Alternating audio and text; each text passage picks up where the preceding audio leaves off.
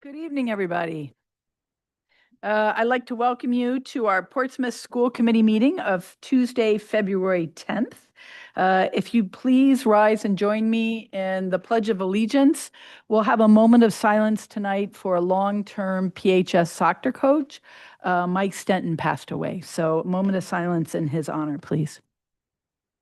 I pledge allegiance to the flag of the United States and to the republic for which it stands, one nation, under God, indivisible, with liberty and justice for all.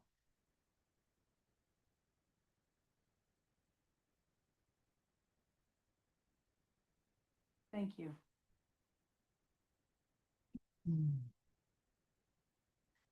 Prior to this meeting, we had an executive session covering the items you see on the agenda. No votes were taken. If I can have a motion to seal the executive session minutes of February 10th, 2026, please. So moved. Second. All in favor? Any opposed? Unanimous, 7-0. Please let the record reflect that all school committee members are present tonight. Case of emergency, we have 2 exit doors there, 1 back here, and we will meet over at the admin building and await further instructions. Just like to report out a couple of activities that various school committee members were able to participate in since our last meeting. Along with the admin team, Mr. Fox and I participated in the Hathaway Learning Walk on January 14th, which continued doing the focus on student engagement, which was very, very interesting and always fun to go to the elementary schools. The town council school committee budget kickoff meeting was January 27th. I think the superintendent will mention this as well. But really great news in that the town council approved 7-0 our submission to RIDE for the stage 2 capital plan. Just like to thank the superintendent and Studio Jade for doing a great presentation to them. And so now we'll be kicking off the next phase of hopefully getting that approved by RIDE. And I guess we hear back in May? May. Ms. McDade, Mr. Fox, and I were able to partake in the Portsmouth High School Cafe Showcase on January 28th. They have a wonderful new rotisserie there. So it was quite the menu, far from the high school meals I remember. Very tasty, highly recommended. And then the last thing is we had a OCOA training February 9th, which is a database for comparing financial flows and where they're going.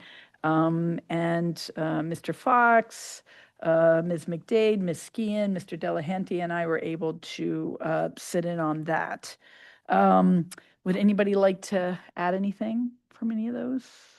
But I'll just add, one of the things that I learned at that wonderful lunch is that the produce we were eating was also local produce, which is awesome. Yeah. great that we're supporting local farms and fresh food too. So subcommittee updates. Personnel subcommittee met on January 21st. We discussed business items G and H and moved them unanimously forward for the full committee for discussion. We also, at that time, the superintendent outlined her timeline for the district deputy superintendent hire. We talked about the schedule for contract renewal discussions for the individual contract employees who are coming up. And then as I said, we also discussed items G and H on the business agenda. District Health Advisory Committee was on January 22nd. I stepped in for Ms. Kelly, who was not able to make that. And I don't know how she does the minutes for that meeting because they covered so much. Each school reported out on their recent health and wellness activities, ranging from curriculum to spirit weeks to at the high school, they have low stress activities to help students with exams, including COCO, board games, vision boards, which I was very impressed with. Um, they're also going to host a summer job fair at the high school, which I think is a great idea. Staff wellness, kudos to our HR director for getting a grant from the trust, along with Dr. Viveris to help fund our 3 staff health and wellness activities that took place in December. In April, they're doing financial wellness, and there's another one coming up in June. The Prevention Coalition wasn't there. Chartwell's talked a lot about their student choice activities, and I think it was fruit tasting, right, at the elementary schools. Again, there was a lot going on, so I may not have all this down right. And then they set the next meeting date for March 19th at 3:30. And there was a presentation on farm to sea and school, which I will pass around for the committee to look at. And they also move forward to the policy subcommittee, the Foundations and Basic Commitments Coordinated School Health Program. So you guys should be getting that. So I'll pass that all around, and then Ms. Kelly can do with that as she needs to. Policy Subcommittee, Ms. McDade. Thank you. The policy subcommittee met on February 2nd. We had 2 policies on our agenda and ended up tabling both of them. One because some of the principals had prior commitments and were unable to be there, and they have been an important part of that conversation. And the second one because we had some outstanding information that we needed to go forward with that. So what we did focus on for the remainder of the meeting was finding old, outdated policies that could appear on our agenda tonight in the consent agenda to be removed from the list. And it was a very productive meeting, and we are enjoying that process so much. I can't tell you.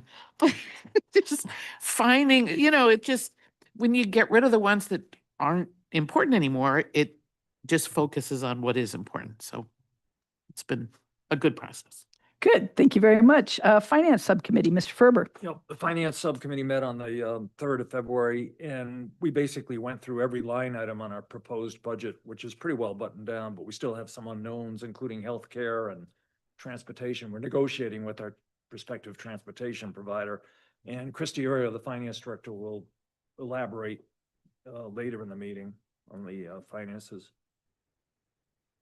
All right, thank you. I did have one thing about that subcommittee, which struck me at the time, and I think I don't know if we just need to change it within the committee, but every other committee votes to move items forward, right? Like, so, policy moves policies forward to the full committee. Health and Wellness moved it to the policy subcommittee. Personnel moves it forward. But we don't, on the Finance Committee, vote to move forward the draft budget or the capital plan and that other stuff. And we probably should. Because we do, like when it comes to the individual contracts or some of the other things too, like on personnel. So I think maybe that's just something. You should have told me back then. I didn't think about it till we were there and we didn't have to vote. So, okay, public comment. I don't think there was any on the podium when I walked past. Nope. Anything online? Nope. Don't have to read that. And our PHS liaisons, welcome. Good to have you.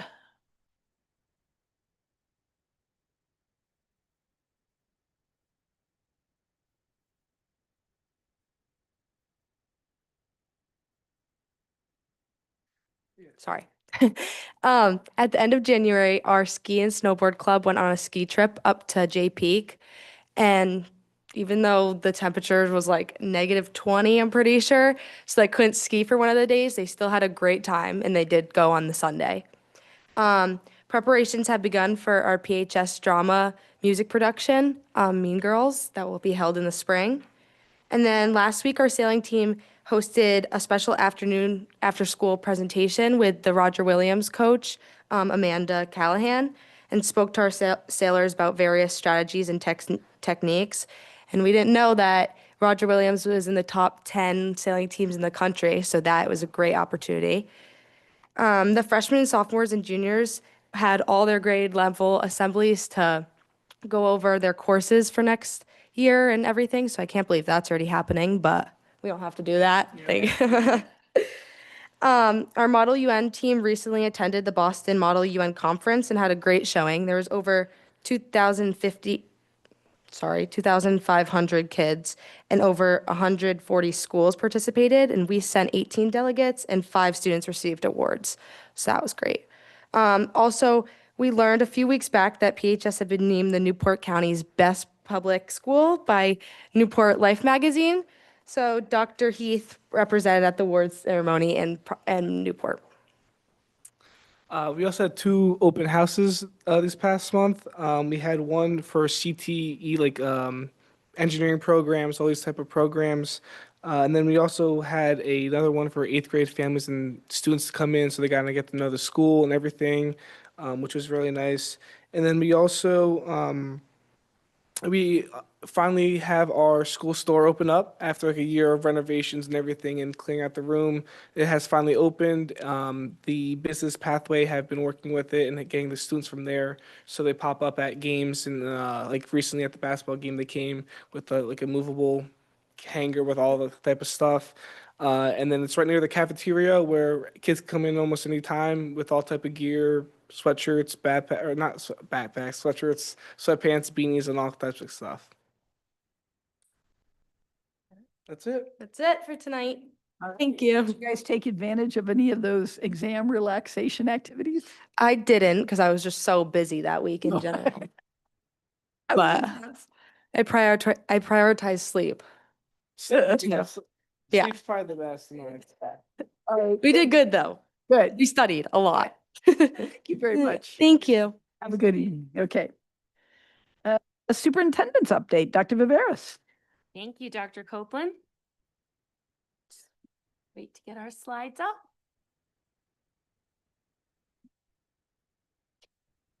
All right, so kicking things off with our personnel updates. This evening, we welcome 4 new hires to Portsmouth, a paraprofessional at the middle school, a special educator at our high school, an IT clerical B, and a clerical B at Hathaway. All right, now for our district updates. A reminder that kindergarten registration for the class of 2039 is now open. Families can get, I know, families can get started online by visiting our district website and clicking on the kindergarten registration link under the registration tab. To complete the process, families will visit Portsmouth Middle School during one of our March registration sessions. Our district preschool program housed at Melville is now accepting applications for the 2026-27 school year. Our classrooms are open to preschool children ages 3 through 5 who are not eligible for kindergarten. All children must be residents of Portsmouth and must meet all registration requirements with Portsmouth School Department. The programs are half-day sessions and run 4 days a week. On February 5th, we hosted our annual CTE open house, and it was a tremendous success.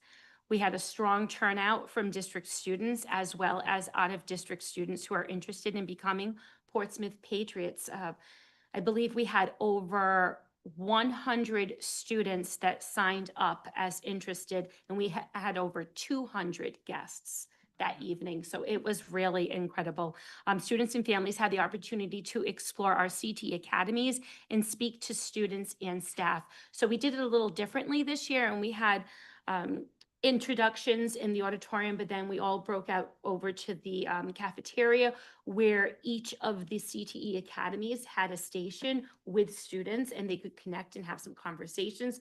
And then from there, parents were able to take their students over to the classrooms and look at the classroom spaces. So it was a really great event.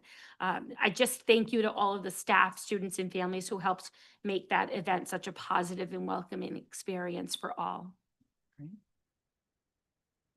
After more than a year of hard work and anticipation, PHS was proud to announce the soft launch of their new school store at the CTE open house. And as the students mentioned, be on the lookout for pop-up shops at upcoming PHS sporting events as we continue to get this exciting new venture off the ground. And hopefully there'll be, Dr. Heath, a website for families to be able to go on and purchase through a website as well. Is that you shopping already? I was their first customer. Okay. I like to shop. I saw a store and I had to take advantage of it. Kind of small bag. No, it was a beautiful, nice sweatshirt. They're embroidered. It was nice. And I also bought one of the beanies that the students were speaking about. So it's great. Okay, Hathaway. Hathaway recently celebrated Let Your Spirit Shine Week. From favorite sports jerseys to silly sock day and all that was in between. They had a great time showcasing Hathaway's spirit. At the elementary level, every day counts. Being at school helps students build routines, relationships, and confidence while engaging in learning. Hathaway celebrated another surprise attendance day this month by dancing in the hallways and writing positive messages on poster boards. It's always an exciting event at Hathaway. During the week of January 26th, Melville celebrated Reading Spirit Week alongside the Scholastic Book Fair. The book fair was hosted by our Melville parent-teacher group, and this year's theme was Camp Read a Lot. Throughout the week, students and staff participated in themed spirit days and a variety of literacy celebration activities, including classroom door decorating to celebrate the love of reading. The week wrapped up with a school-wide Drop Everything in Read for a 20-minute session. Also at Melville, next week, they'll host the Melville Olympics, complete with an opening ceremony. Each grade level will represent a different country and wear its assigned colors each morning. Students will learn fun Olympic facts, and during Unified Arts classes, they'll all participate in Olympic-themed lessons. It's a fun week for them. Praising and recognizing our students for striving to meet the highest of standards and school-wide expectations is an essential component of our MTSS framework. At our elementary schools, we show recognition with Whale Dunslips and Golden Apples. At the middle school, we award Patriot Pillars. And at our high school, we're recognizing our students who meet our Pride standards of perseverance, respect, innovation, dedication, and engagement. So congratulations to our PHS January Patriots of the month, Ben, Tim, Daphne, and Sophie. This past Thursday evening, Dr. Heath attended the Best of Newport County Awards banquet to represent our district. Portsmouth High School was honored as the best public school in Newport County. Congratulations to all of the students, families, and staff. Very well deserved. Backed by popular demand, Dr. Masterson will be leading another book study. All are invited to join. The book selection is Smart But Scattered: The Revolutionary Executive Skills Approach to Helping Kids Reach Their Potential. So you can find more details on our district website, including a link to purchase the book and an interest form that you can fill out. Also, hot off the press, our middle school girls basketball team has made it to the state championship. Congratulations. They'll be playing the Smithfields Gallagher Middle School at LaSalle Academy on Thursday night at 5:30. So excellent job to our girls basketball team there. Right. SurveyWorks is just around the corner, and I wanted to take a moment to share why these surveys are an important opportunity for our district. SurveyWorks provides us with a clear snapshot of how our families, students, and staff experience our schools. This feedback directly informs our district in school improvement work and helps guide decisions related to instruction, climate, supports long-term planning. Our district survey window is going to be open from February 24th through March 20th. The survey can be completed online using any device, including a phone, tablet, or computer. So just look for additional communication from my office and then the schools in the upcoming weeks. I wanted to take a brief moment to revisit our hiring timeline for the deputy superintendent position. I've been working on a job description for the position, and we will be ready to post the position on February 23rd. I'll continue to update the committee as we work through this timeline. All right, we're excited to continue our guest chef series in the high school life skills room. I had the pleasure of making personal pizzas with the students this past Friday. It was really such a fun experience. Laughter filled the room. It was a joy to see the students so engaged and excited and very confident in the kitchen. So a big thank you to all of the staff and the students in that classroom. It made for a really fun afternoon. And while the pizzas were baking, we did a little dancing, and yeah, it was really a really great afternoon. So thank you for that. Okay, when looking at next steps in our capital planning timeline, thank you to the town council who on January 26th voted 7-0 to move our stage 2 budget submission forward. We will be submitting our stage 2 proposal to RIDE this Friday as it's due on February 15th.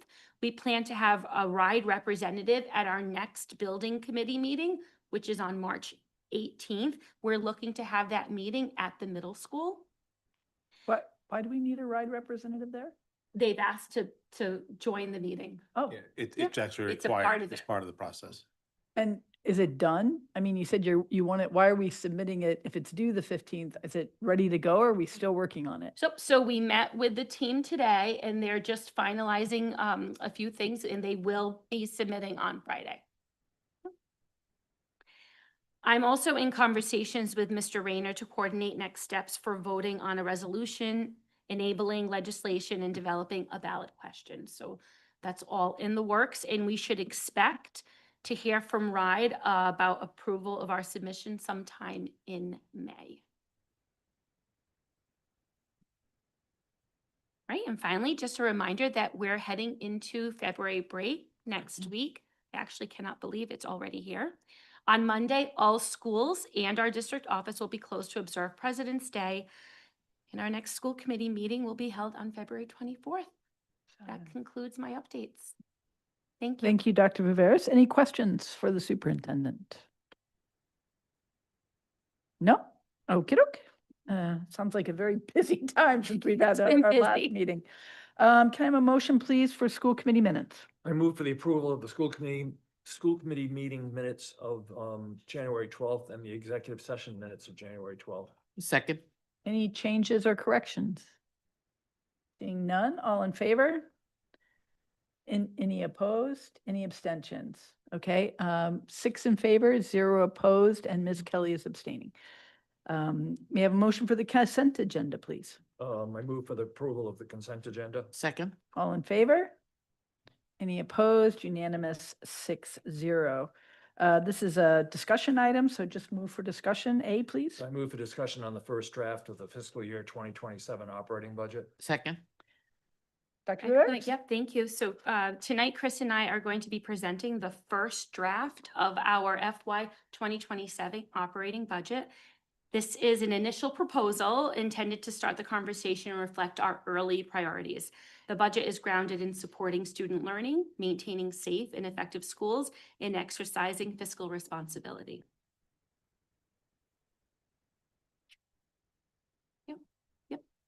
When looking at the budget timeline that we reviewed earlier this school year, we are more than halfway through the process. Tonight, we're presenting the first draft of the FY 2027 operating budget and also looking for committee approval of the technology 5-year equipment plan. We will present the second draft of the operating budget to the committee on February 24th.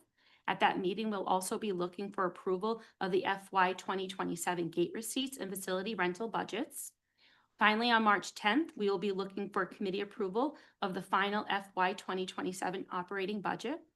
Once approved, we'll submit our budget to the town and the school department is scheduled to present to the town council on April 28th. The town council will hold a public hearing on June 10th and the final budget adoption will be scheduled for June 22nd. So this first budget draft represents a 3% increase in expenditures and would require a 2.7% increase in the town appropriation. Key revenue and expenditure drivers in this initial FY 27 proposal include a slight increase in state aid based on Governor McKee's recommendation and a 7.4% increase in out-of-district tuition revenues driven by Little Compton and CTE enrollment. On the expenditure side, we're seeing an increase in healthcare cost, a significant increase in transportation and electricity. Staffing adjustments reflect changes in student enrollment and program needs. This draft includes net certified staffing reduction of 3 FTEs and net non-certified reductions of 0.2 FTEs. These changes include programmatic realignments such as pre-K and special education staffing. In addition, the proposal includes the elimination of a school safety officer position at PHS, which was included in the current year's budget, but we did not fill that position, along with a part-time technology position offset by the addition of a full-time technology specialist. All right, Chris. Okay. As Dr. Viveros noted, the first budget draft has a total revenue growth of 3% to support expenditures. Under federal revenue sources, we are expecting to see a reduction in federal impact aid of approximately $50,000 as the number of enrolled military-connected students continues to decline and the expiration of a 3-year hold harmless provision that has been softening the aid reductions over the past few years. As far as state aid goes, we are currently using the governor's recommendation for both formula aid, high-cost special education aid, and group home aid. In total, that's up $125,000 over the prior year. Please keep in mind that the final enacted aid numbers that ultimately emerge from the General Assembly can look much different than the governor's recommendation. Under revenue from local sources, tuitions from Little Compton are increasing by $93,000 or 7%, with contracted tuition rates rising to $16,995 per student. For FY27, FY27 will be the first year of a 3-year Little Compton contract extension. Our CTE programs continue to be very popular. We are projecting to have 83 out-of-district tuition-paying students in FY27. The CTE tuition revenue line is budgeted to grow by $96,000 or 7.8%. Given all these assumptions, the district would need a town appropriation increase of $1,073,021 or 2.7% increase to balance this budget. Next slide, please. So this is the expenditure summary. This page is a very high-level summary view of the expenditures budget. I will walk you through the details in a moment, but this slide lets you see at a very high level what's changing year over year. I'll just highlight a couple of the key points here before moving on to the details. As you can see, total compensation is growing by $724,000. Dollar-wise, that represents 53% of the total expenditure budget increase from the prior year. As a percentage, however, compensation is only rising 2.8%. This includes all raises, step movements, but is offset by the reduction of the 3.2 FTEs previously mentioned. The other big increase in expenditures is coming from the other purchased services line, which is growing by $332,000 or 5.1%. This is being completely driven by student transportation costs, and I'll provide more information on that in a moment. Next slide, please. Okay, so on page 6, you can see the detailed budget lines that make up total compensation, which as previously noted is going up 2.8%. Under UCOA rules, teacher salaries need to be allocated between their instructional time, professional development time, and department head time, if they are a department head. I updated the payroll system to better allocate these costs in FY 2027. So for comparison purposes, it's best to add accounts 511110, 51113, and 51132 together to calculate the comparable total change to the prior year. By doing this, you can see off to the side where the arrows are pointing that the comparable salaries are increasing by 3.0% over the prior year. Again, this includes a reduction of 3.2 FTEs. Salaries substitutes, which is object number 51115, is being reduced by $50,000. This line includes all substitutes, long-term, short-term, RBTs, etc. The best way to budget for these costs is to look at trends. So we are proposing this reduction based on what we saw happen with this line last year and currently happening this year. Next section, please. So total benefits are up 1.4 or 100% or 138,000. Healthcare, which is object 52-121, is up 203,000 due to an anticipated premium increase of 6%. We will not actually know what that rate is from the trust until the end of March. I would just mention also that the town is coordinating with us and also budgeting 6% increase. Object 52-201, which is private pension payment, is budgeted to decrease by 139,000. This payment is for the grandfathered, non-certified staff that participate in the town pension plan. And the total contribution budgeted has been calculated and provided to us by the town's actuary. Next section, please. Total purchased professional and technical services is increasing by 1.7% or $27,000, primarily due to expected increases to occupational therapists, which is object 53-203. BCBA costs recorded to other purchased professional education services, which is object 53-301, and a projected increase to the auditing line, object 53-401. Somewhat mitigating these cost increases is the budgeted reduction of one contracted nurse, object 53-417, based on student needs. Next section, please. Total purchased property services is going up by 3.3% or 24,000. The main driver is the addition of a new budget line for custodial services for the admin building, which is object 54-203. In prior years, the admin building was cleaned by a retired custodian who worked part-time for us. That employee resigned, so costs that used to show up in the budgeted salaries line are now budgeted here in purchased property services. So it's just kind of a reclass from one section to another. Next section, please. Other purchase services are increasing by 332,000 or 5.1%. Student transportation costs, which is object 55-111, are increasing by 403,000 or 10.1%. Our current busing contract expires at the end of this school year. We went out to bid and received one bid, and it included a 15% rate increase in the first year of FY27. The first draft budget includes these new rates, offset by a planned reduction in statewide transportation. We are currently in negotiations to reduce this extremely high increase, and it is my hope to bring forward a school transportation bid award recommendation to the school committee at our next meeting and to include any negotiated cost savings in the second draft of the budget that will be presented at that same meeting. Total out-of-district tuitions for special ed, CTE, charter schools, and college enrollment are budgeted to go up by $60,000 in total.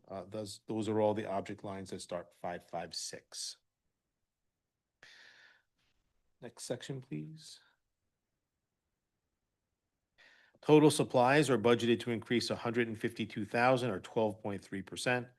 The increase is driven by an $85,000 increase to electricity, which is object 56215, due to significantly higher distribution costs and higher supply usage.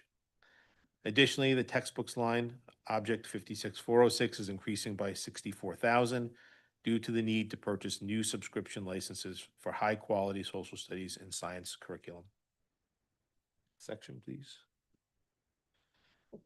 Total property is budgeted to increase by 14,500 or 40.7% due to the addition of $25,000 of technology-related hardware, object 57311, specifically allocated to safety and security.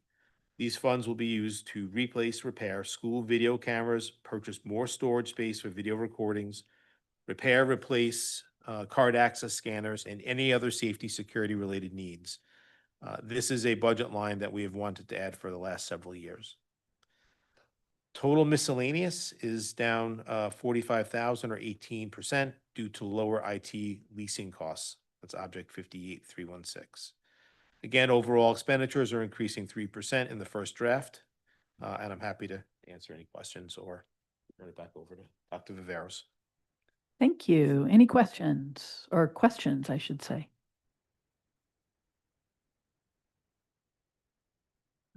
The Finance Subcommittee had a chance to look at it. Other than getting over the shock of the transportation budget, you've worked really hard to make a really tight budget this year. I know the town will appreciate that, but I think you feel it meets all the school needs. So normally we sort of start out really high and then kind of with wish lists, but this year you're going straight to here's what we Yeah. need and kind of where we're going to We stay, wanted to right? be really clear on what we needed, and we wanted to be able to have discussions with the town and have a clear vision of next steps, especially now that we're going into the submission of the stage 2 and then going to a vote for our bond, so. Mhm. Okay, seeing no comments. Next slide. No. Is that Chris or? I believe you. Yeah. I can take it if you want. No, yeah, I think we were just basically summing it all up and just kind of talking through what our next steps are. And basically where we'll be presenting our second draft on February 24th, followed by our final draft and hoping for school committee approval on March 10th. And then moving forward on March 20th, the school committee to approve the budget submit to the town administrator. And on the 28th of April, we'll be presenting our budget to the town council. Yep, at this point, we'll open for any additional questions. So the main unknowns at this point are healthcare and transportation, pretty much. I would also say. NEA. And yeah. NEA, right. Well, we're not going to have that resolved before we have to submit a budget, probably. Yeah. Okay, with no vote on this, thank you very much. We appreciate Thank you. the hard work. I know it takes months to get to this point, so we're almost done with it. So thank you. Move for discussion and action on the fiscal year 2027 technology 5-year equipment plan. Second. All right. Great, excellent. So this evening, Steve Costa will be presenting our FY 2027 Technology 5-year equipment plan. Awesome sauce. Take it away, Steve. Thank you, Dr. Viveros. Okay, welcome everyone. So we're going to discuss the budget plan for 2027 and beyond, the next 5 years, try to predict everything. On the first slide, we have my awesome team. Finally got the last position filled, which is great. We have Dimitri, who started, has been hitting the ground running real quick and learning the systems and the things that we need on the data side, which is very important for us. We're starting to use newer programs such as Schoolitics, which is going to be a terrific program for teachers, staff, administration, as well as parents. So that's going to be a future insight for parents to be able to see that. So he's going to be helping us with that. But all our guys are here. We have Jake, we have Beth, Ray, Nate, and Corey Burke, which is rounds off our system team. On the next slide. Great. So the points that we're going to go through today are going to be to discuss, what we're doing to power learning, protecting our district, and preparing for the future. As always, these things are very important to make sure that our technology is helping support our district and our staff, and also making sure teaching and learning is being done at the highest level and the best level possible, so we can be #1 schools in other areas and voted top schools in our district. So we have to make sure that these things keep coming and keep flowing. And with the support of the school committee, we've always had that capability because you guys have always supported us very well, and we hope that continues today. Next slide. Again, on the technology plan, we're going to go over the overview quickly, go over the network devices and copiers that we're going to be purchasing this year, so you guys have an awareness of what we're doing with our funding.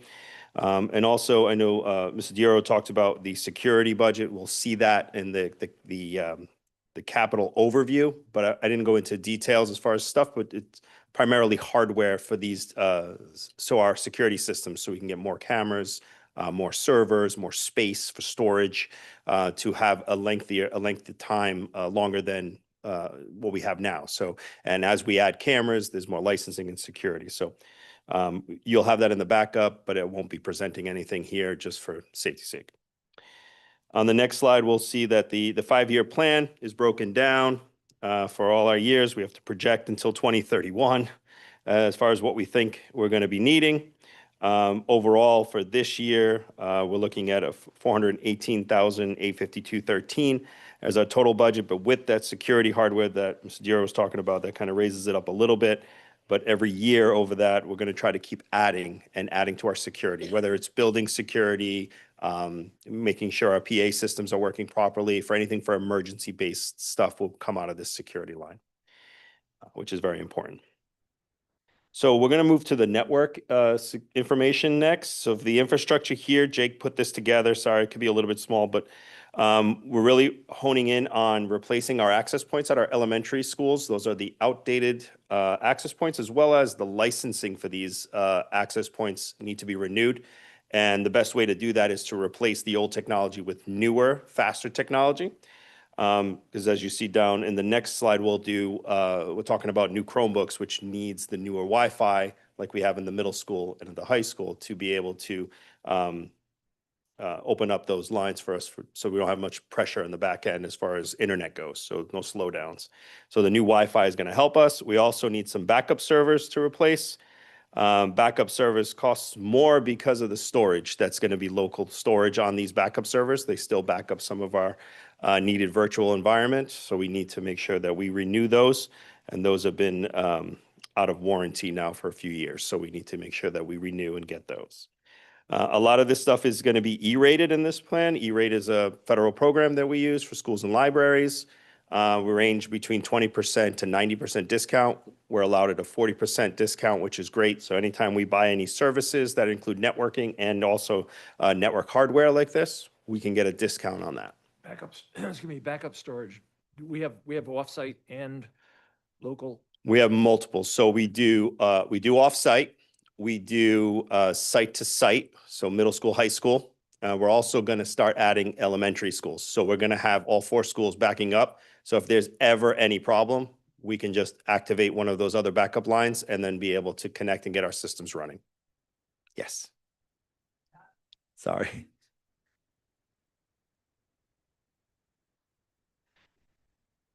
They do work on the old Wi-Fi, but when you have more students with a faster network, they have the new Wi-Fi 6 and Wi-Fi 7.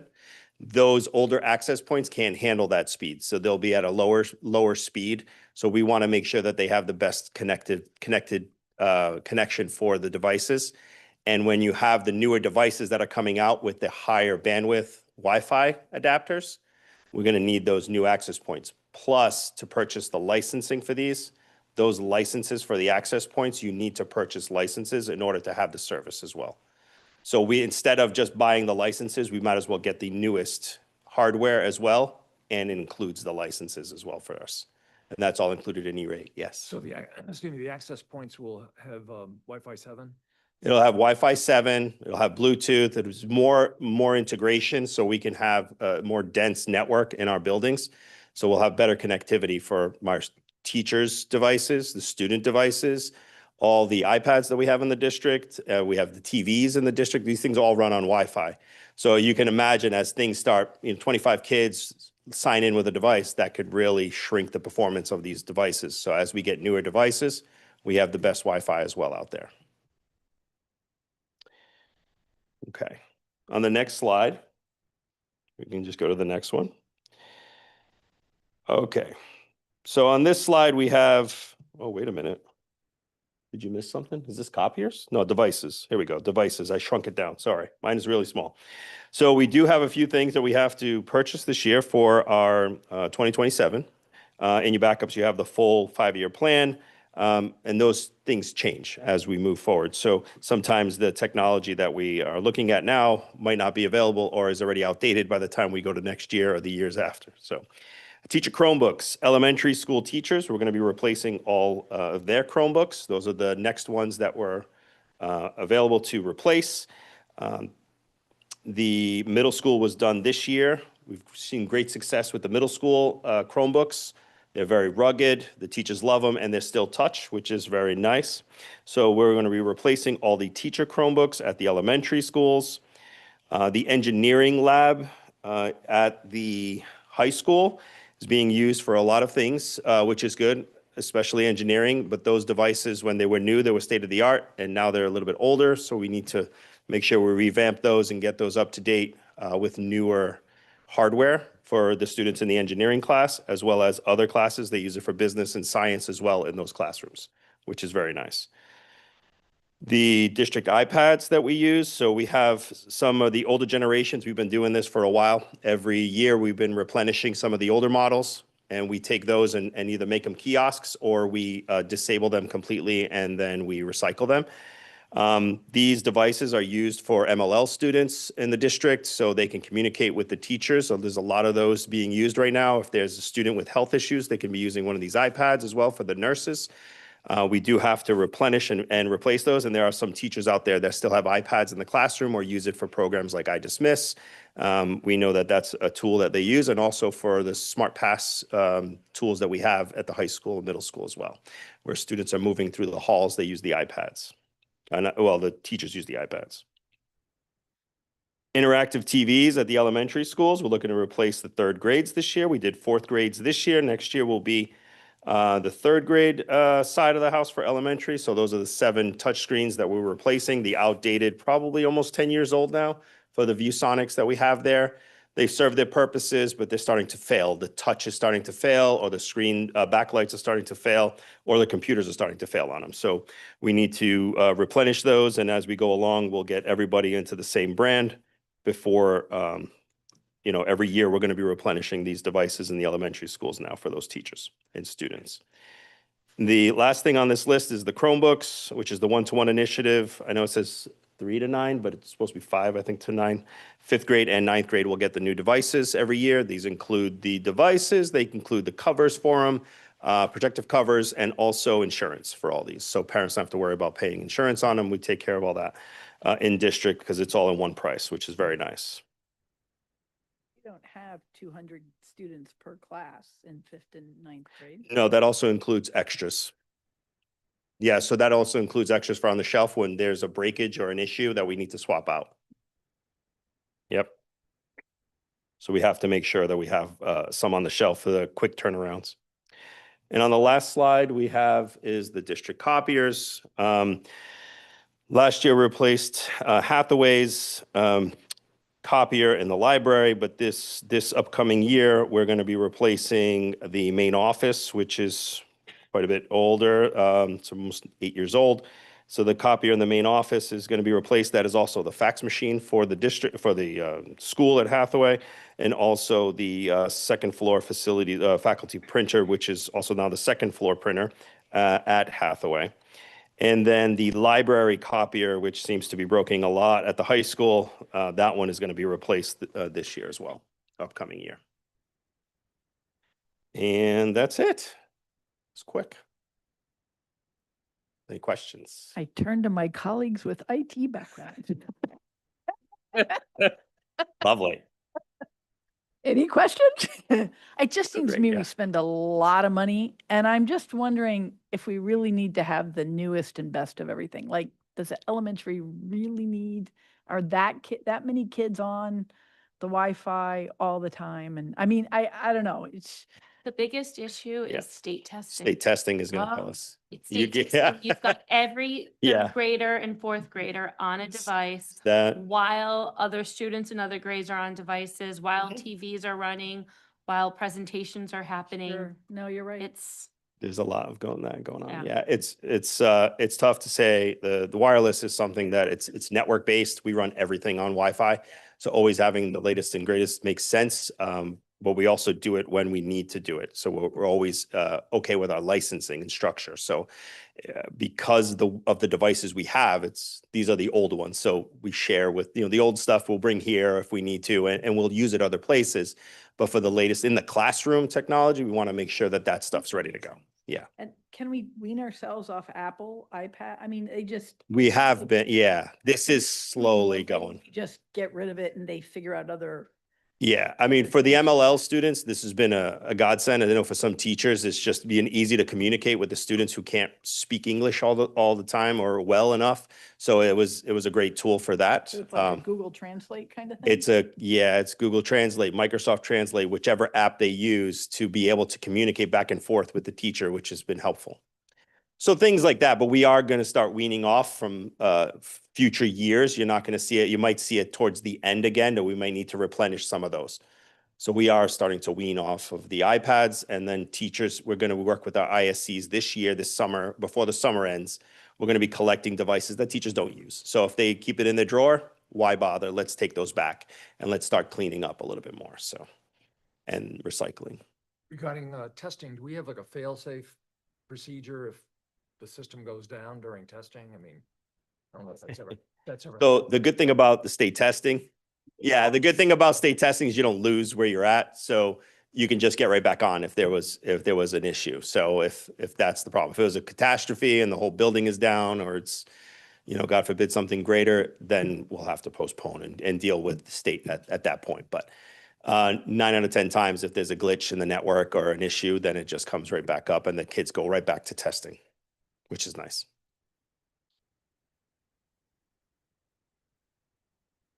Any other questions? Seeing no questions? No? Okay, well, you guys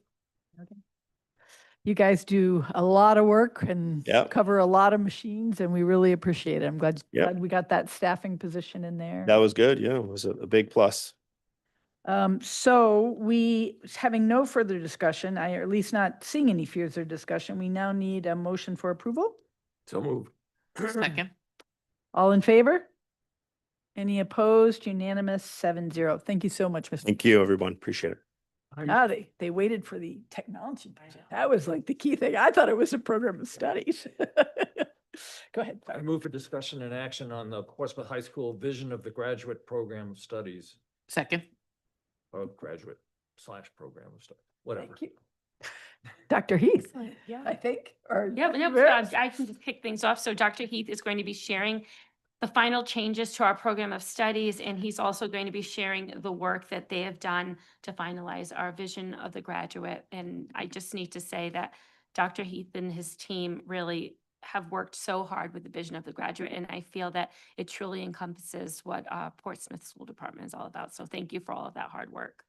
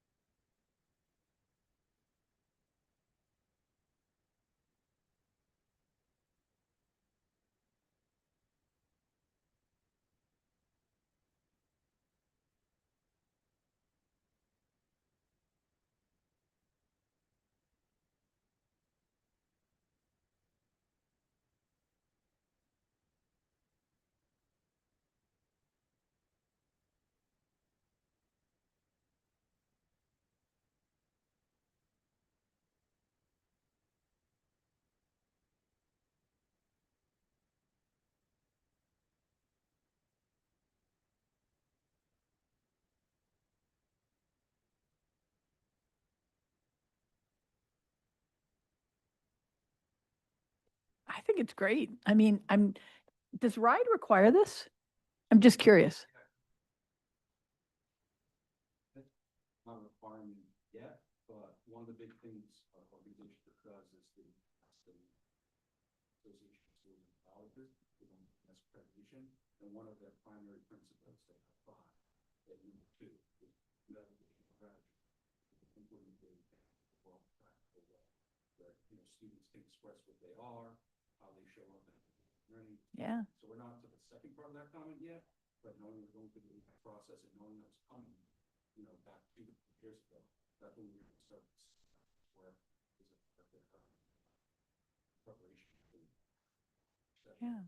Well, like a good strategic plan, it really focuses attention on what people are doing and why they're doing it. And I think the fact that you were able to bring that down into the elementaries, to the middle, to the high school, that's got to help with alignment, right? So really, congratulations to you and everybody who did all the work on this. And it's a great graphic.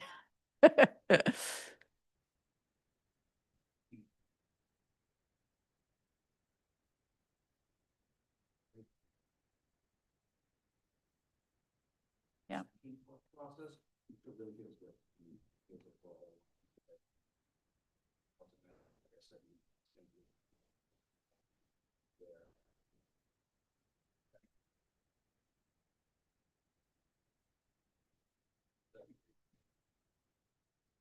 Yeah.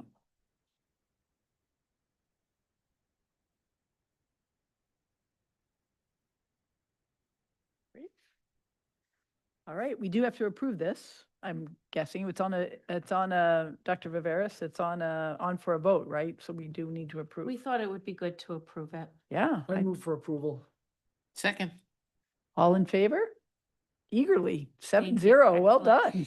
And now as a district, we'll start doing the work of ensuring that, we have a vision of a graduate K-12.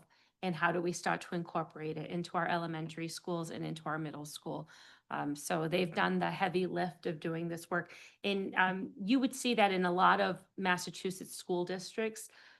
Sometimes they call it the portrait of the graduate as well, but they're within those districts as well. So it's really important for us to have, and just again, thank you for all of that hard work. It ought to be like on a placard kind of in Yeah, each building, Yeah, well, or. every classroom, actually, when you think of school-wide expectations and you think of these dispositions, it really is, that whole MTSS framework approach. It's like the academic piece and then the behavioral piece with the expectations and now the dispositions for the vision of the graduate, bringing them all together. So it's great work. Right, we're working on posting screeching classroom now that we got the graphic. Yeah, district-wide. Yeah, that's a big thing. Also talk about educator guide. So for new educators or elementary educators, they're super helpful for people to come but kind of defines who we are.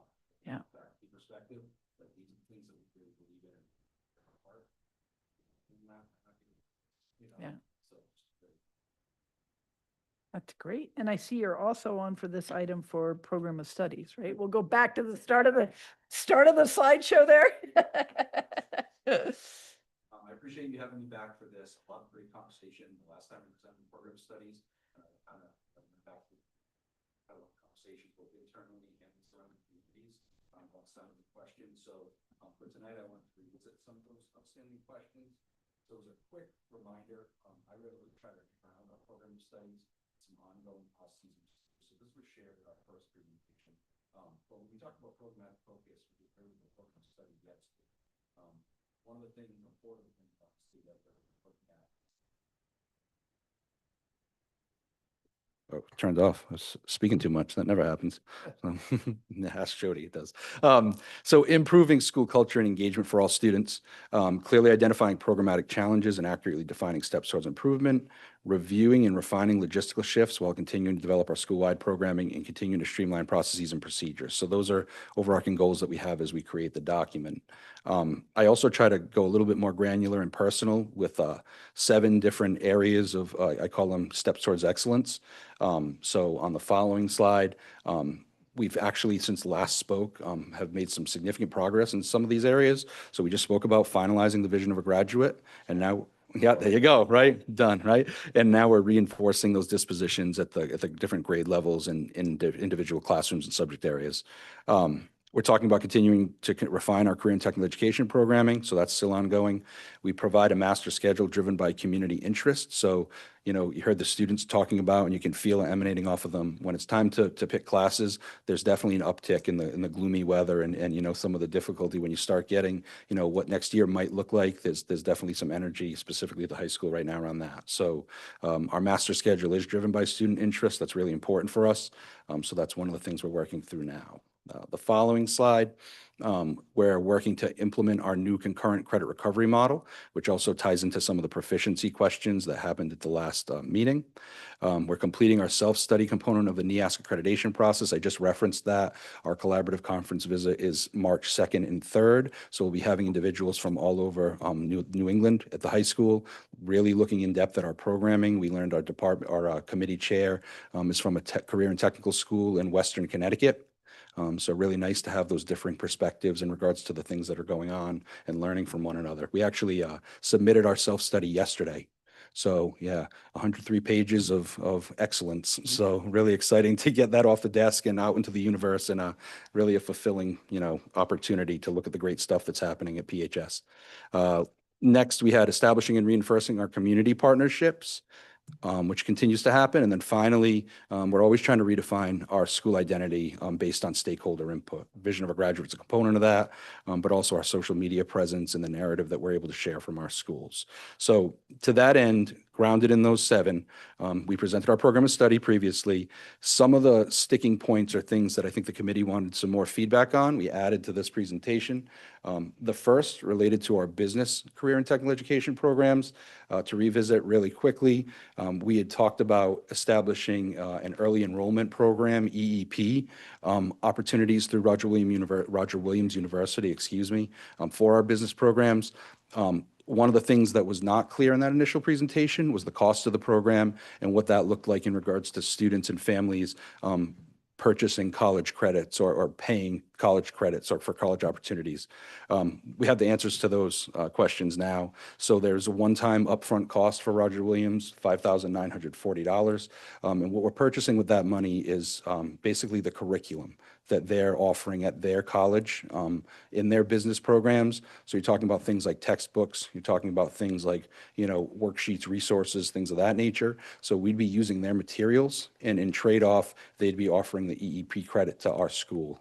So to that end, that $5,940 that we'd be paying would not be covering for the credits. That money would come from individual families. So similar to a lot of our other programs, because we do have EEP and AP credits that families pay for. So for an equitable piece, that's a little bit more clarification on that. After that, another conversation that was had last meeting was on civics.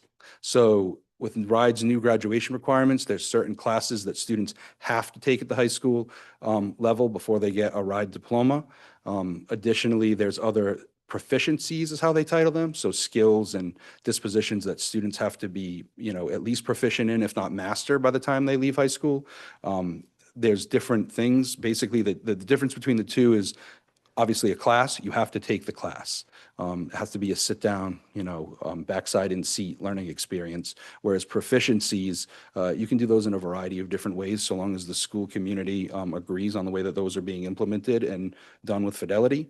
So for example, a proficiency could be done by a classroom project or an expansive project that's interdisciplinary. There's a variety of ways that's done. Could be online coursework where a student doesn't necessarily have to be in a classroom, but it can be assigned outside of the classroom. And if it's completed during a specific timeline that the school determines, students are deemed proficient in said graduation requirements. So one of those proficiencies that came up in the last meeting was civics. So civics is not a class technically that students have to take anymore. It's a proficiency that students have to demonstrate that they have that mastery of, or at least, you know, understanding of by the end of their high school experience. Right now, what we were proposing is semester-based credit, so a 0.5 credit at the high school level. That would be one option that a student would have to fulfill this obligation. Our primary option, though, for this would be to have students complete this proficiency at the 8th grade level. RIDE does allow students at the middle school to take some of these proficiencies, and so long as they're meeting the standards as expected at that level, you can add them to the high school transcript with a little bit of an addendum at the bottom to recognize that that work was done at the middle school level. But RIDE is accepting those opportunities. So civics is an example of one of the places where it's accepted. Modern world language, we have to have 2 years consecutive of the same modern world language. That's another opportunity that RIDE offers for middle schools, so long as they have the capacity to do it. They also allow for financial literacy to happen at the middle school level and computer science. So we're not all the way down the rabbit hole with all of those different things, and we don't want to, hijack the middle school programming. And we've had a lot of robust conversations with Dr. Masterson and his team about what this could look like to not, impede on his progress at his school, but also what we can do to help our kids out at getting a leg up at the high school level. So if I was to go option A, B, C, option A for us right now heading into next year would be students completing this work at the middle school level. Okay. What was that? Completing, the civics proficiency work at the middle school level. Yes. Option B would be if a student either isn't able to complete it at the middle school level through a comprehensive project that's embedded or baked into their regular coursework. Option B would be take the semester-based course at the high school. The caveat with that is with the district's directive, there would have to be 10 students available to take that semester-based class. So we have a little bit of a riskier proposition there in the sense that if we don't have 10 students that are there to take it, we wouldn't be offering that class. So students would potentially have to wait till another school year or another semester to take that work, which could be fulfilled, and school counselors are more than well equipped to be able to do that type of thing. But that would be option B. And then option C would be if you can't fit it into your schedule or a student transfers into high school super late, maybe a military family or things of that nature, we would have some type of collaborative independent study experience that we're working through. It was actually brought up at the last meeting. It was a really great point. We've been talking to our social studies department chair and some of our social studies department members to say what that might look like. So we're calling it an independent study right now, which would probably be more along the lines of like some online coursework coupled with some standards-based project-based learning and kind of infused all together for students that are coming in a little bit later in the game. They'd have the opportunity to complete the civics proficiency as well. One other thing just about civics, in response to some of the committee's comments, I did reach out to some surrounding communities and also some of the other high-performing schools. So since we last spoke, I've spoken with Little Compton, with Tiverton, with Middletown, with Newport, and then also I've spoken with East Greenwich and Barrington as well. So I know East Greenwich and Barrington, their primary means of doing these proficiencies, particularly civics, is through 8th grade. So they're going to put it on their transcript. 8th graders would be expected to take it at that level, and that would help free up some of their scheduling at the high school level. Additionally, some of our surrounding schools, it seems like we're a little bit ahead of the curve. All of them indicated they want to get it done at the 8th grade level. Most of them are not there yet. So in regards to their ultimate plan is to be able to do that. But to that end, most of them do have a semester-based course at the high school level right now because they just simply haven't had those conversations to, I think, the extent that we have. But one of the things that comes out of that is there's a lot of enthusiasm from places like Little Compton and then even some of the parochial and private schools in the local area about how do we get on the same page in regards to proficiency, specifically with civics, but also with world languages, so that if a student comes to us from All Saints or a student comes to us from St. Phil's, they would have that same leg up that a Portsmouth middle school student might have, which also might be enticing for a family in the community, knowing that those are transferable credits to our institution. So some really good things happening based on the conversation. So I appreciate the feedback. Can I ask, go, Yeah. can we, so Little Compton currently does not have it in the 8th grade. So that means all of the Little Compton students coming in need to have that Mhm. course. Yep. So right now we do have that listed as a potential offering for next year's program of studies. Again, just waiting for the approval. But again, that could be something that we have to offer. It has been a year-long course in the past and primarily offered to freshmen. So we do have a curriculum and all the things. But again, as we kind of transition to this shift, yeah, we'd probably be looking at Little Compton students needing it. We would be looking at Little Compton students needing it. But we do have a meeting with Principal McKinnon from Wilbur McMahon coming up just after break. It's actually the week after February break. So myself and our team will be meeting with him over in Little Compton to talk a little bit more about how we can streamline the process. So moving forward, that's not the case. So it's, you definitely can't test to prove proficiency, like an exam, actually, yeah. Yeah, it's a really good question. So the schools I mentioned, none of them mentioned the opportunity to like test out essentially. Um, you know, it's interesting because I haven't read anything about test out opportunities in RIDE in regards to civics, like in their guidance. But it's interesting that you bring it up because modern world language, there is the opportunity. So modern world language students can test out if there's say an English language learner or, you know, a multi-language learner student, they can test out of 1 year of the language requirement. With some of the things like the Apple test or stamp test or things of that nature. I don't think that's an option for civics right now, but I can definitely take a look again because that would be another interesting like option, you know, D or, yeah. Other questions, Mr. Ferber? No? Other questions? Can I just say for financial literacy, I really think that has to be at the high school. Yeah. Because I think, you know, once students are starting to think about loans for college Mhm. and FAFSA, I mean, it's very real, where eighth graders, that's just so, I mean, I would hope that would stay at the high school. I think they're much more ready for that in a way. Yeah, I totally agree. And right now we actually offer 2 classes at the high school. So there's personal finance EEP, that early enrollment credit, and then there's also personal finance as like a general class. But I don't disagree with you, you know, because there's the trade-off, right? Is an in-person learning experience is, you know, I would argue far and away better than what we can offer online, especially if it's not teacher supported and it's, you know, autonomous to a student.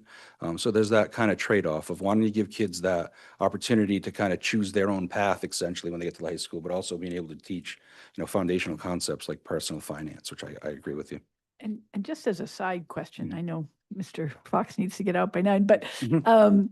do do we require, like, if a military student comes in, say their parents at the War College and they're only here for 1 year, Mhm. we don't make them do all the RIDE stuff, right? Because they're not going to be graduating. So we are giving them a little bit more flexibility. We are on that. definitely, Okay. and a lot of their credits when they come from military families, because we're from all over, like all over the world, essentially, we do transcript reviews, and because of that, you know, transients that military families experience, like a lot of them come in with a significant number of credits and coursework, more so than our traditional students.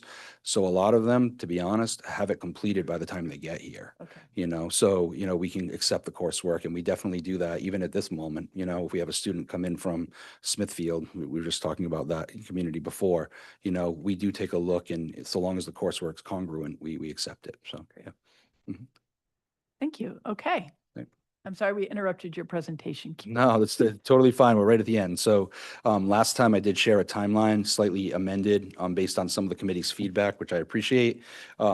The master scheduling piece, you can see before, if you remember, it was up through the June period, but heading up now through August because there is still master scheduling that's done with, you know, students, military families, et cetera, that come to us over the summer. So it's a little bit more accurately represented now. But again, this gives a kind of flavor for our scheduling season. At the time of the initial presentation, it was late November. So you can see kind of where we were at. Now, if you flash forward to that February column, we just had that second, if you see the pink bar, that would kind of indicate our CTE open house and 8th grade open house events. So we're just past that second pink sliver there in February, continue to move on with scheduling. So as I said, we're ready with course selection sheets. So long as the program of studies looks accurate, we can roll those out to students, and then we can, you know, get going with figuring out what course requests look like and start building the master schedule for 26, 27. Great. And that pretty much wraps up. Mhm. None? Okay, great. So move. Second. Unanimous, 7-0. Thank you so much. Thank you. I appreciate it. Thanks, everyone. Move for discussion and action on the Rhode Island student survey relating to adolescent substance use and misuse in the middle and high schools. Second. Dr. Viveras. Excellent, thank you. So every year, the committee is asked to approve an annual survey given to our middle and high school students regarding adolescent substance use and misuse. With us this evening, we have representatives from the organization if the committee has any questions regarding this survey. Say hi. Make sure the green one. Hi, my name is Georgie Allett. I'm the coordinator for the Portsmouth Prevention Coalition. So I brought Andrea with me today because I'm just now entering my second year at the coalition, and the RIS is administered every other year. So I might not have all the answers to your questions yet today. And I'm Andrea Paiva. I'm a professor at URI. I administer the Rhode Island Student Survey for the whole state. So although in the past I was also the drug-free communities evaluator here in Portsmouth. So if anyone was here a few years ago, I've come and presented data and things like that here specifically in Portsmouth. So kind of have that connection as well. So happy to answer any questions. Great. I just had one, or do you have one, Ms. McDade? I Go for it. do actually. One of the things that's happened when we've seen this, the survey in the past is that there have been some times when the responses to the survey are a disappointingly low number. Mhm. And I wondered what the plan is for how to make sure you get as many responses to this as possible. Actually, here in Portsmouth, we've had almost the highest percent. So in 2024, I just looked up, I was sitting there because I had it earlier, but I've now taught 4 classes and started my day in Smithfield. And so, so at the middle school level, it was 87% equal between the 2 grades that were administered, and then 85% overall for the high school, all 4 grades represented. So for the state to actually even count the data has to be over 60% per grade. So say 9th grade or more likely 12th grade doesn't reach that threshold, the data is not included at all. So that way there's not misrepresentation of the data, say 40% of 12th graders, because we know senioritis sets in and we don't want to do that always. That data is not represented, misrepresenting what those rates look like here.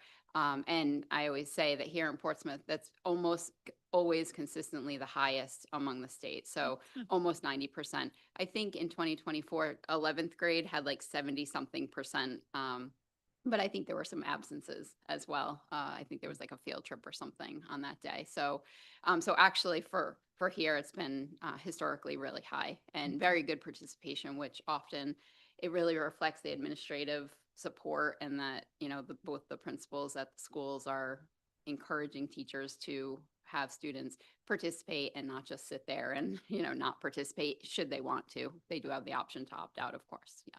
So. Okay, thank you. My only question was, what's new this year? Anything? I kind of skimmed through it and it looked very similar Yeah, to nothing previous is new. ones. We've actually taken out a few questions that they hadn't been reporting on, or we just felt like were not necessary anymore. And so, yeah, it's actually a little bit smaller than last year. Okay. Last administration. Okay. When does the report come out? So the data is done being collected in June across the state, and I aim for the end of May, but sometimes we have a few stragglers who schedule at the very beginning of June. And then BHDDH at the state level, they do the reporting typically sometime early next year, next academic year. The state report is out, and then they release the dashboard. I think that you probably got the access to the dashboard, which is all de-identified, so no other districts can see. The other districts, they're all just numbered, and just the superintendent gets that code, so that way you can look and share with whoever you feel you want to share with. So I don't know a timeline on that, and sometimes that is a little longer than we want that to be, but it is a lot of data cleaning and all of that at the state level. And then does somebody from maybe the Prevention Coalition come and interpret the data for us? Yeah, so that is something that we've done in the past, and I think 'cause can I've be been done on- again. Yeah, I remember years ago, we had the Prevention Coalition, I think, conducted its own. Yep, that's its what own we did. survey.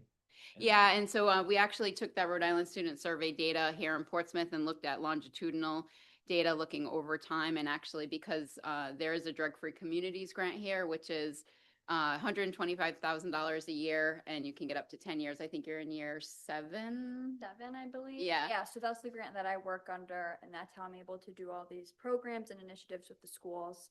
And we do use that data when we're, doing substance use education in the schools. But I'd be happy to, once we get the data, to come back here and present it to you all. Yeah, and since there's pretty consistent high participation, we're able to look at that over time. And that's, I think you were probably here when I came and presented some of that follow up to see that we were seeing declines in certain places, and that's what's expected. And those drug-free communities grants and other grants, they do require that those core measures are actually assessed every other year to show that we're seeing, substance use, both 30-day use and peer and parent disapproval rates, seeing if we're having impacts on that in the prevention side. And then in addition to that drug-free communities grant, which is a federal grant, we do have state grants that fund the coalitions as well, much smaller amount of money, but that is across, I think, every town except for one or two in the state has a prevention coalition. And so we're finding that the state is making, it's more competitive as it goes on, that we have that data for whatever town to apply, because they really want to see that there is some need before they, apply for those grants and give the funds to the different communities. So we're seeing that, pretty consistently being data driven. And so that participation helps there. Great. Thank you very much. All right, we have a motion on the floor with the second to approve the Rhode Island student survey relating to adolescent substance use and misuse in middle and high school. All in favor?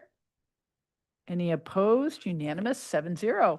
Well, and we Good. do have approval forms. We'll make sure that you get, and you can all sign and. send Thank you. along, And then the principal, so. Everybody has to sign? Just the chair. Okay. School committee Yeah. chair and the superintendent, so. All right, we will Thank do you. that for you. Thank you Thank so you. much. Thank you for coming tonight. I move for discussion and action on the updated district building committee membership. Second. Great, Dr. Yep. Veras? As we head into the new capital plan, it's required that we update our committee. So we do have a new building committee membership. This new membership reflects the addition of 2 new committee members and middle school principal. I would just like to say thank you very much to Principal Lisa Little and Heather Emsley. They were our outgoing members, Yes. right? I didn't miss anybody, right? Nope, that's They it. did a great you. job, and our middle school principal has been already gung ho participating, and looking forward to having him more, and the other parents I've met. I guess one hasn't come yet, but one has been there. I know. I think Ian At the came, but I last haven't meeting- met Damara yet. Yes, she was at the last. Oh, meeting. Damara came. Okay, Yes. great. Yep. So, all in favor? Any opposed? Unanimous, 7-0. Great. I move for discussion and action on an amendment to the agreement between Little Compton, between us and the Little Compton School Committee Mhm. for high school services. Second.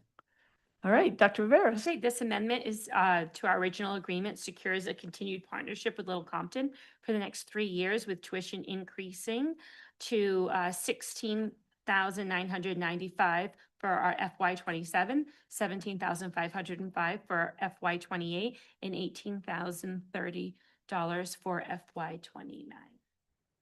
Awesome. All in favor? Any opposed? Unanimous, 7-0.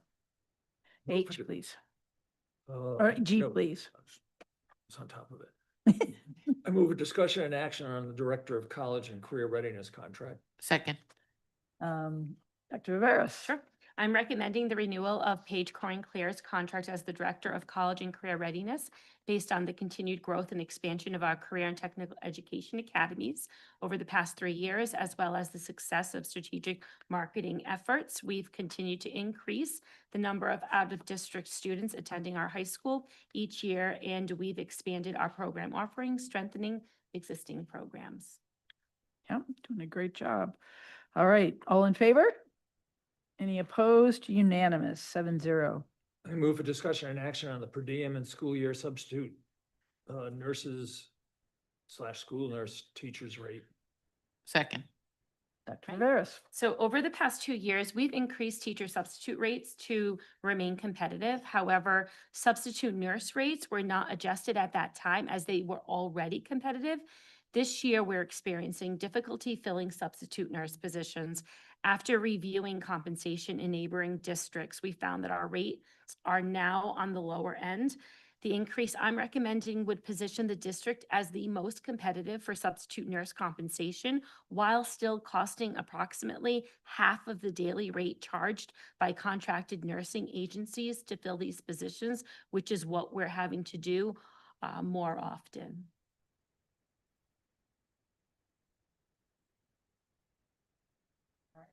All in favor? Any opposed? Unanimous? 7-0. Great, so that rate now is $325 a day, so calling all nurses Please to apply on School Spring, please. Move for discussion and action on the donation to the Portsmouth High School post-prom committee for $1,500. Second? Well, actually, we can do this. Everybody has Sure. everybody has in your backup the letter, the annual letter we get from the Parents Helping Students Organization. So we traditionally we've done 1,000. I think last year we moved Cabbage 1,500. Either 2 or 3 years. Yeah. And Move it to 2,000. no, I think 1,500. And that comes out of school committee. All in favor? Opposed? Unanimous, 7-0. Okay, at 8:30 p.m.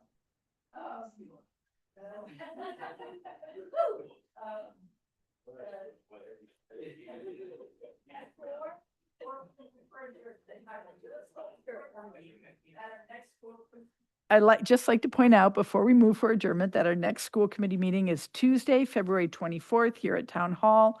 Before that, there will be a policy subcommittee on Monday, no. March 2nd.